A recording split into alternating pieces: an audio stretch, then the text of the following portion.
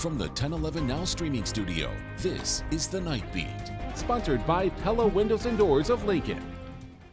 Good evening, I'm Jessica Blum with your headlines for Monday, November 10th. We begin tonight with a tragic response to what officials call a mental health crisis, leaving one person dead in southeast Lincoln Monday morning.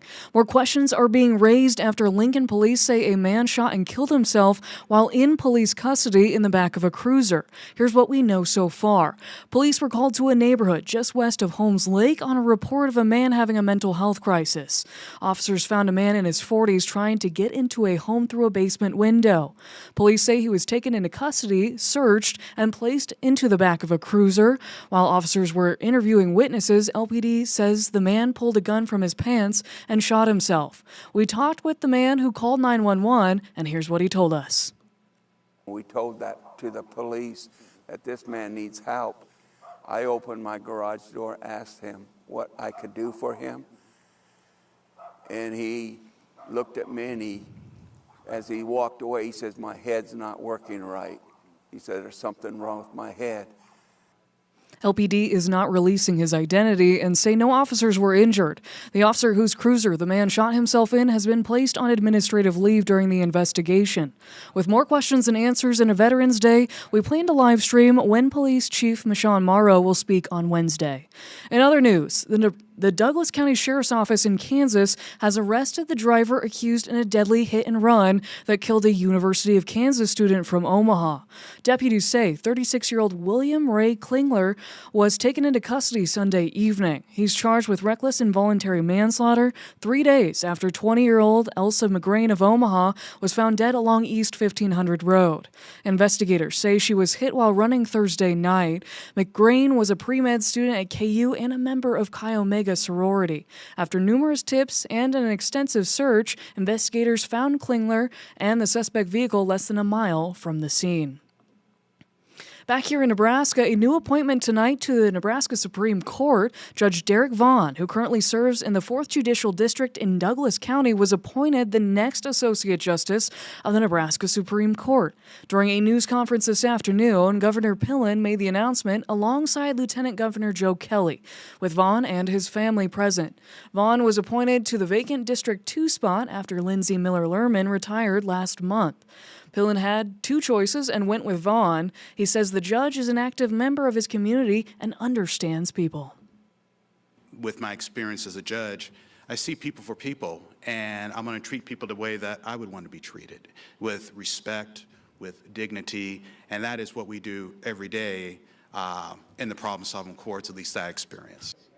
Chief Justice Jeffrey Funk tells us he anticipates Judge Vaughn will be sworn in the next 3 to 4 weeks. Depending on when his duties in Douglas County wrap up, Vaughn could be on the bench as early as for the December cases. To national news now, a Sunday night breakthrough in the Senate is putting Congress on a path to potentially end the shutdown. 8 Democratic centrists broke with party leaders to join Republicans in a 60-40 vote to advance a federal funding measure in exchange for a future vote on extending enhanced Affordable Care Act subsidies. However, Republicans have not guaranteed to extend the health care subsidies that are at the heart of the fight, frustrating party progressives. But for the senators who chose to break, the compounding impacts of the shutdown, including unpaid federal workers, snarled travel due to air traffic controller shortages, and the loss of critical food assistance through SNAP benefits, pushed them to cut a deal. What Democrats do get out of the deal to end the shutdown includes jobs resorted for thousands of federal workers fired during the shutdown, protections against mass federal layoffs through the end of the fiscal year, back pay for furloughed workers, and funds SNAP benefits through the 2026 fiscal year. For the millions of Americans feeling the shutdown pain, the end may finally be near. In other national headlines, the Associated Press reporting that the Supreme Court has rejected the call to overturn a landmark decision that legalized same-sex marriage nationwide. The justices, giving no comment, turned away the appeal brought forth by Kim Davis, the former Kentucky court clerk who refused to issue marriage licenses to same-sex couples after the Obergefell v. Hodges ruling in 2015. In sports news tonight, one start, one Big Ten award for Nebraska quarterback TJ Lateef. He's the conference's co-freshman of the week, and teammate Emmett Johnson is the Big Ten's offensive player of the week. 10-11's Chase Madison has more. From making Husker history to Heisman hopeful. Touchdown, Huskers! Emmett Johnson is having a season that Nebraska believes should be getting national attention. I personally believe Emmett Johnson should be in New York for I think he should be a Heisman candidate. I think he should be a Doak Walker finalist, if not winner. And I think what he's doing is, fantastic. I hope people appreciate seeing him. He's a first-team All-American. Matt Rule opened his Monday press conference reading off of 2 sheets of paper, the pages filled with Emmett Johnson's stats and accomplishments from this season. 2 pages, that's how good he is.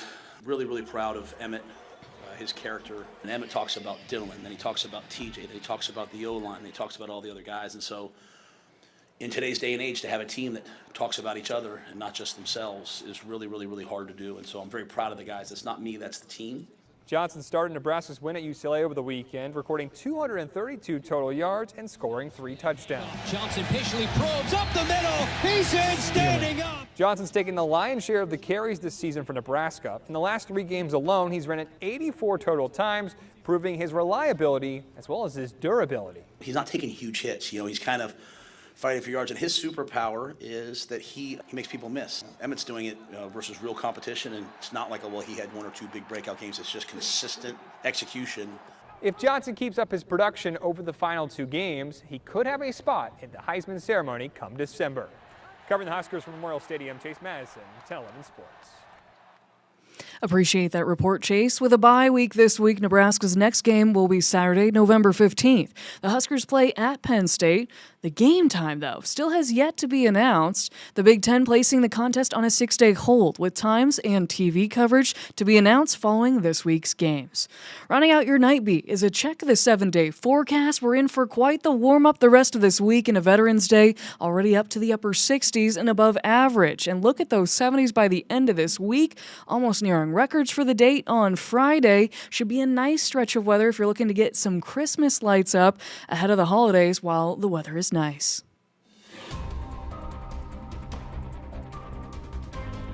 You've been listening to The Night Beat. Sponsored by Pella Windows and Doors of Lincoln. Watch, listen, and stream on the 1011 app on YouTube or wherever you get your podcasts.